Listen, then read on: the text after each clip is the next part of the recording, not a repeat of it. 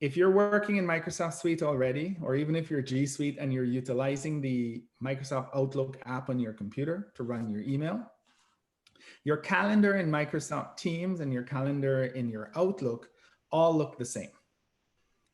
And based on that, you can, from Teams, click on the calendar icon and go in and you pick a day, whatever day you want, and you can go ahead and add, remove, update, invite persons to a meeting the same way you would do it in your Outlook.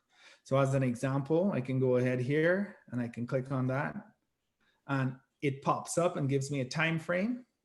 And I can go ahead and add a title.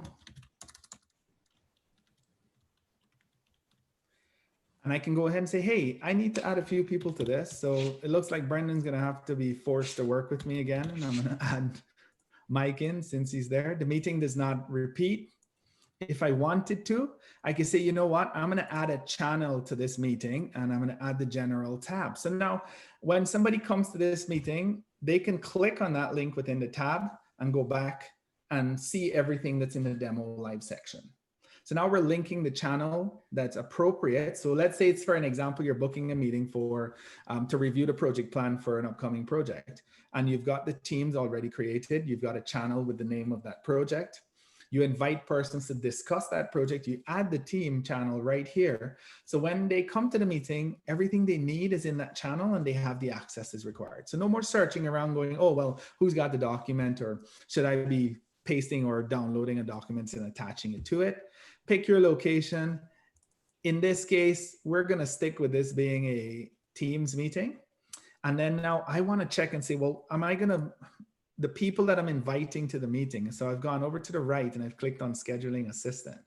This has existed forever. The people that I want in the meeting, are they available or do they have any conflicts with the time that I'm choosing for the meeting? Well, it looks like Brendan is not available. I'm gonna have to go ahead and shift this meeting over until 5.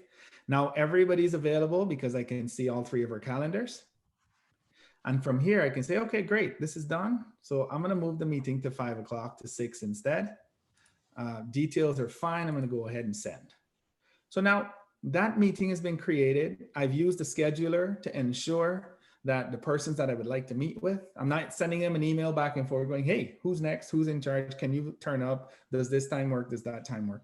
And then we can go from there. And the last thing too is that if my colleagues would like to book some time with me, or the clients or anyone that wants to speak with me, they can use my bookings calendar, which is an app that you can go through, and I'll show you the app via the ellipses here. And they can pick free time within my calendar and just book that time in themselves if they would like to pick that time with me. So now we can manage, you can cancel your meetings, change your meetings, update your meetings, everything from your calendar within Teams.